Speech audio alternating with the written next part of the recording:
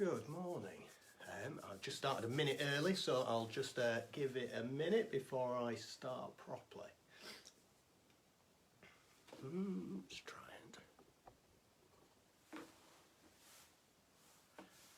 Morning there. Oh, 3 people are dialed in.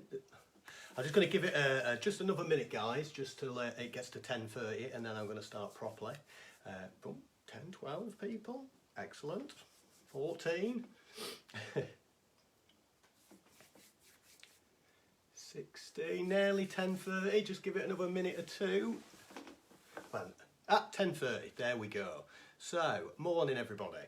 My name is Oliver Wright. So a big thanks to Camera World and Canon for inviting me to talk to you this morning on this Facebook Live event. So I got asked if I would do two separate sessions. Morning there, Paul. So we've got today's session where we're going to sort of talk about macro basics, and we're going to talk we're going to do some photography of soap films, and then I'm going to be doing another session on the 9th of June at the same time, and we're going to go through macro stacking on that one. So just to cover a few things off first, so I will have Camera World should be on the Facebook Live as well, so they should help me sort of field any questions. As I see, because I am streaming off my phone in my front room, so anything can happen, and there's going to be certain times when I'm looking at the phone like I am now, and if sort of a technical question pops up, I will try to answer it. I know Camera World will also be helping me out on that front as well. So we will sort of try to answer questions as we go, but if there's any questions we miss, we can look at it retrospectively as well, and we'll sort of try to answer questions, and you'll get a notification. Also, because this is my front room, if the postman arrives, my dog's going to start barking. You know, anything can happen. Just on one word of caution as well, when I did one of these the other week, my app on my phone crashed, so I ended up leaving. So if I just sort of disappear from the event, that's what's happened, and I would set up another one. So just leave that one and join the next one. But I would contact Camera World as well, so they would let you know. So we are going to basically sort of going to go through an end-to-end process of how to get images like this, which is a macro photograph of a soap film. So I will sort of talk you through all of the equipment. Pretty much all the stuff I'm going to use is stuff that can be sort of found in a house. The idea being that you don't really need to get loads of equipment to do this. And if I move that a little bit closer, you can get some really cool psychedelic type images with soap films. The more traditional type photography is tends to be more of soap bubbles. That's what people sort of, and that's what I started on when I started doing some sort of home macro photography. I focused on soap bubbles. But when you photograph soap bubbles, you know, a bubble is a 3-dimensional object. And I don't know how many of you have done that much macro photography, but when you do macro photography, you tend to have a very shallow depth of field. So what I mean by depth of field is how much of the image is in focus. And because a bubble, you know, it's 3-dimensional, it has a front of a bubble and a back of a bubble. When you're using a macro lens, it's really hard to get anything other than a very slim sliver of the bubble in focus. While if you photograph soap films, you're photographing something which is flat. So you can get these really cool psychedelic type patterns, and you can get a lot more of it in focus than you can if you're photographing soap films. And I mean, and that leads me on to one of the sort of the key things with macro photography. Let me just grab my camera. So for this demonstration, I'm going to be using a Canon 5D Mark IV with a 100mm Canon 100mm macro lens attached. Now you can use any cameras when you're doing this. you know, if you don't have a macro lens, you can do this without a macro lens as well. You could do it with a regular lens, and you could do it with extension tubes. These are extension tubes. Now, if you were to do that, I've got sort of some examples here. So here we've got what I'm going to put the soap film in, which is, I'll go into that in a little bit more detail, but it's just a pipe cleaner. So if you're sort of doing this with a lens where you can't get that sort of close to the subject because it's not a macro lens, your image is going to more come out like something like this. But that's all right, because that in itself can make an interesting image. But you can also sort of crop into the image, so you could get away from the pipe cleaner being in view. But I'll talk to you a bit as well about what's the easiest way of getting really close to the actual image. But one of the key things with macro photography is the thing which impacts your depth of field the most, i.e. how much of a subject is in focus, is how close, what's the sort of nearest focusing distance that you're focusing on. So for example, if you're out doing landscape photography and you're focusing on a tree which is sort of like 50 meters away, and then you want the sky to be in focus, obviously that is a huge depth of field that's required for that. But because the tree is 50 meters away in the distance, your depth of field automatically is huge. And the closer the subject is to the lens, the narrower that depth of field comes, even if you keep all of the other settings the same. Which is why when you're doing macro photography, and the minimum focusing distance on this lens is 30 centimeters away from the sensor, so it's about here, something like that. When I'm that close, my depth of field, even if I'm shooting at something like f9, which traditionally would give you a big depth of field, your depth of field comes down to just a sliver. So that's why with macro photography, depth of field is really, really important. And that's why on the other session, the session that we're going to do on the 9th of June, we're going to talk about stacking, because stacking is something you can do to sort of increase the depth of field. But I won't cover that much more about stacking now, because that's for the 9th of June.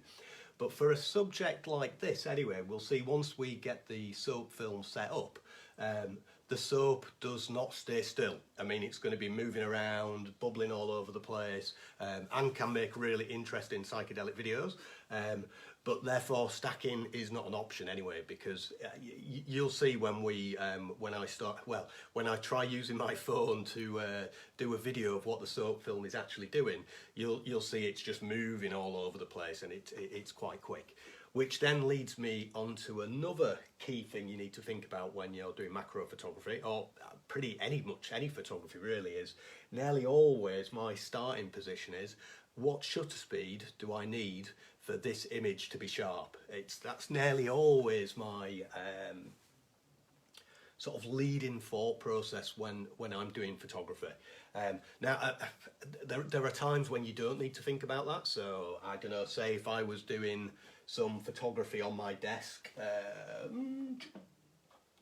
say for example I have this, which is maybe what I will use when we do the stacking one. So I've got a little J feather here. I have a number of different little things I sort of practice photography on. J feathers are good, Lego men, anything like that. And if I was having that set up on the desk and I was using a tripod, so there was no movement at all, then shutter speed obviously becomes much less of an issue. But what I have found in the real world, shutter speed is nearly always an issue. So yeah, my key starting point when we start doing the demonstration in the little homemade studio bit I've just made, which is just down there, is going to be shutter speed. So if this stuff is moving around, what shutter speed am I going to need to make sure that that's sharp? My guess is probably something around 100th of a second, 150th of a second, but we'll do some test shots and have a look. It all literally depends how much that's moving. One thing I'm just going to mention now as well, I will hopefully mention at the end, but just in case I forget, I'm going to mention it now. So what we're going to be doing is Camera World is sort of going to be hosting a competition on the back of this, so everybody sort of can have a go at doing these soap film photographs themselves. and Camera World will sort of set up a Facebook post where people can post their images, and they're going to run a really cool competition. So there'll be a first, second and third place, and there will be Camera World vouchers for that. So there'll be a £50, £30 and £20 respectively camera vouchers for the first, second and third prizes. So yeah, definitely a good incentive to practice this. But one of the other things I've found as well is the more I have practiced macro photography at home, you know, we're sort of locked down, we're not maybe wanting to go out as much as normal, it's a really good time to sort of practice some sort of kitchen, desktop type photography, because one thing I found is the more I have practiced skills indoors, the more I've got to understand them. And then when I'm outside and I might be, you know, chasing jumping spiders or whatever, the more all of those lessons I learned indoors become transferable. So, cool. Let me talk you through what I need to make all of this work. Because obviously getting from this image here to actually taking that image requires a number of different things, but I have tried to you know, you could do this with a whole load of studio lights and complex setup, but I know not all of us are going to have that at home, so I've just done something really simple. So I'm just going to give you a little peek of the studio setup down there without, so I need to readjust the tripod to do it properly, but literally I'm going to be using a bedside lamp. In fact, let me just take this off and show you properly. That's going to work better. So yeah, so this is the studio setup. So it's literally a couple of coffee tables. Let's go back a bit. Yeah, a couple of coffee tables, some books, and then this bit is really key. So I've got some books there, and also note I have got this black card as the background. That's going to be really important for all of the colours to show. And then in between, so I've got yeah, my bedside lamp. I moved that down this morning, and in between the lamp and this is the area where we're going to do the photography just here. Is this diffusion paper. Now that is an absolutely key part, and by diffusion paper, that's basically it's anything which just helps diffuse the light from the bulb. So you could use the packaging, your sort of bubble wrap type stuff, baking paper, anything like that, anything which is going to diffuse the light. And what that's going to do is where the bedside lamp is going to be shining down, that's going to hit that diffusion paper, and it's going to spread all of that light out really nice and evenly. Without putting some of that diffusion paper in, it becomes very difficult because the light from the lamp it's just coming from one source. So that diffusion paper spreads all of that light out, and it makes this much easier. The black background, I've just got a big piece of card there, but it can be, be a big piece of card. It could be a black t-shirt hanging off a chair. Could be, but it just wants to be a matte black background. That's going to be really key as well. The books, they're unimportant. They can be any books. So my selection there is a whole selection of the Wainwrights, and then a whole load of Ian Banks books on the other side. But yeah, books can be anything. So the other bits we're going to need. So I have a pack of pipe cleaners here, which you can get from sort of craft shops, tobacconists, anything like that. And literally what I did, and the reason pipe cleaners are much better than just wire, is if you use just wire, when we dip this in the soap solution, there's nothing for the soap solution to sort of stay on. But with the pipe cleaners, the solution soaks into that, and the bubbles will last much longer. Now, when I first tried doing this, I used one pipe cleaner, and I ended up with a very little square, which wasn't really good enough. So I'm going to get two pipe cleaners, I'm literally gonna twist them together like that. And then I am going to roughly, hopefully, make a square. I might be better doing that one. Now, you sort of want to think about, I think Lee Childs would do, Paul. Yeah, like I say, any book. So,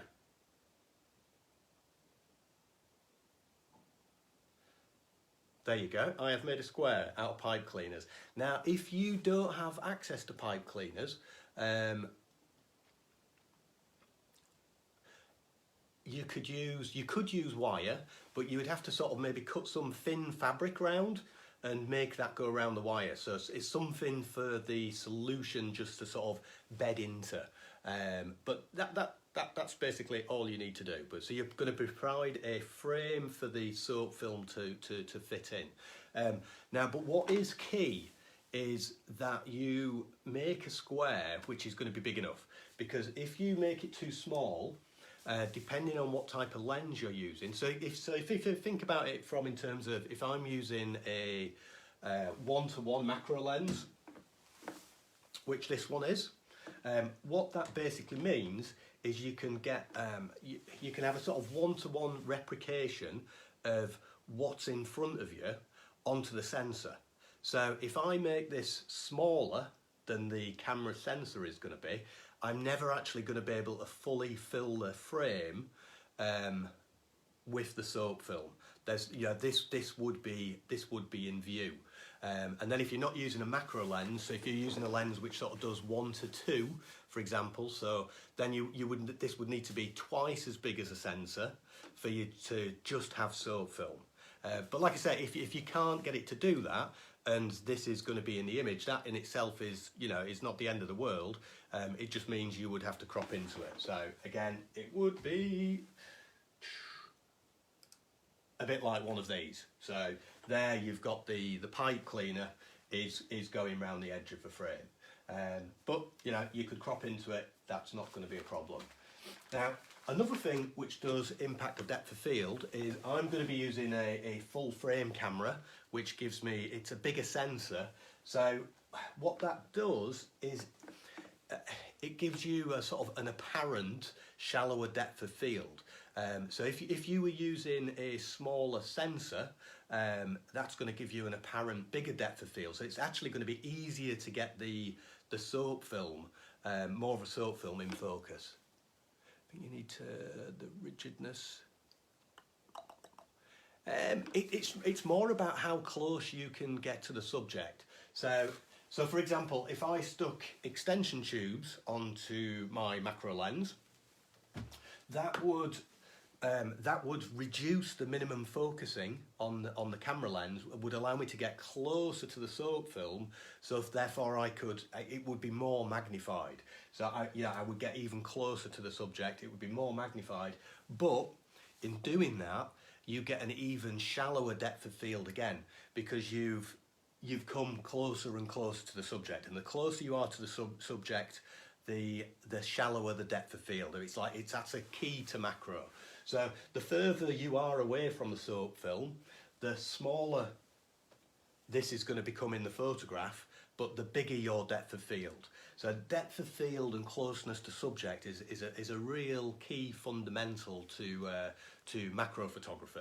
And if I shuffle my tripod around just so you can see this image which is behind me, so this great big damselfly here, which is really huge, that is an image which I did stack. So I was very close to the subject. It's a huge image, all covered in dewdrops first thing on the morning. There's no way I could have got that much of the image in focus on a single image. So that's a stacked image. But yeah, I keep going back into stacking. I'm going to leave stacking alone because we're not going to be doing that today. So other key things that we need some bubble mix. So this is just Mr. Bubbles bubble mix, but you can also just use washing up liquid. It's basically anything which is going to produce a soap film. Now this stuff, glycerin, which you can just get at any pharmacist. This is, I add some of this to the bubble mix, and it basically, all it does is it thickens up the bubble mix, and it means the bubbles last a little bit longer. So just glycerine. Like I say, you can buy it from any chemist. It's not related to nitroglycerine or anything, so yeah, it's totally fine. And I'm going to use, I'm just going to use a plate to mix up the bubble mix, and then I'm going to put my frame into there, let that all soak in, and then we should be right. Yeah, the one last other thing is I use these type of clamps. But basically all I'm going to do is, once I've got the soap film in there, I'm going to put that into a clamp like that, and then the clamp will go onto the little staging area. Simple as that. So I think I've covered everything. Camera, but I had left one little bit out there. So I am going to be using a tripod. I mean, you could do this without a tripod, but a tripod is going to make it a little bit easier. So once I've got my soap film set up there down there, the diffusion light back on, etc., I'll try and get the tripod into the right position and do the photography. Like I say, it's not essential a tripod, but it is going to make life a little bit easier. I mean, here I've got a Benro Mach3 tripod, an Enduro 5-way head, which is really good for my macro. It's quite a technical head. It allows you to move in 5 different directions. And I am going to use a macro rail on this as well. So this is a Novaflex Castel L. Again, when I had done this in the past, I had not used a macro rail. I'm more doing it just because it's going to make it easier for me this morning. And I'm talking to you guys and doing this live streaming off my phone, so anything I can do just to make it a little bit easier is going to be better. But what the macro rail does is, once I've got the camera attached onto there, and it just attaches on with this little button, it just means I can fine control moving the camera backwards and forwards. But like I said, it's not essential at all. It's just going to make life a lot easier for me as I'm doing this presentation. So I need to pick everything up, move myself down here and readjust this tripod.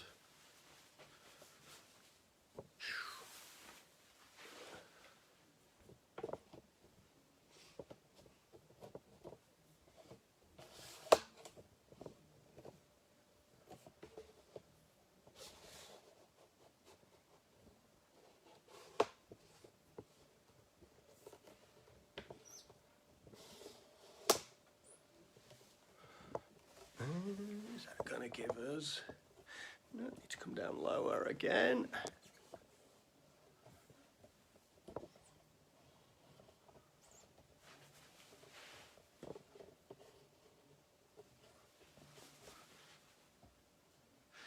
And still a bit lower. Oh, nearly on the blooming floor here.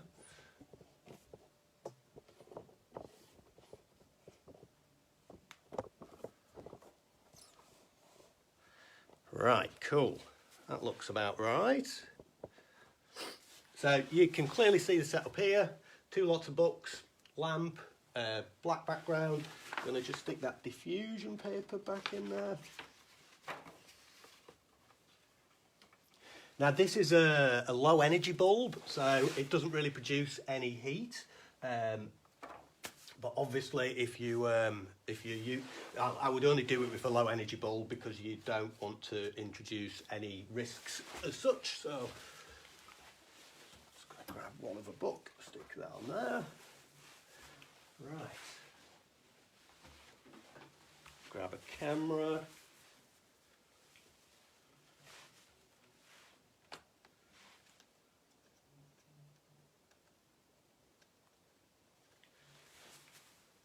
I'll come back to camera settings once to start with, I'm just going to start getting the film itself working, and then we will come back to the camera. Light on there. So, literally just going to mix some bubble mix now.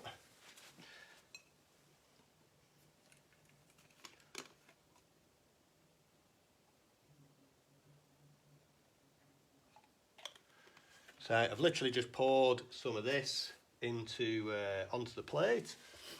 Gonna add a little bit of glycerol.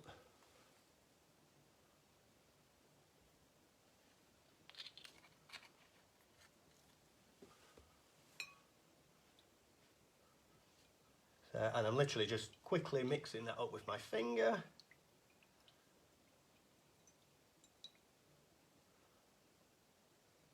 Done.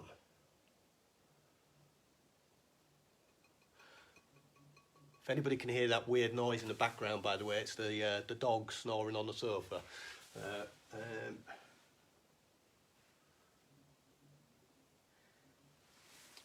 So, there's my pipe cleaner. So I've literally just, let me just lift that up. So I've just got the plate there, and I'm literally just putting that in flat, letting the bubble solution soak in.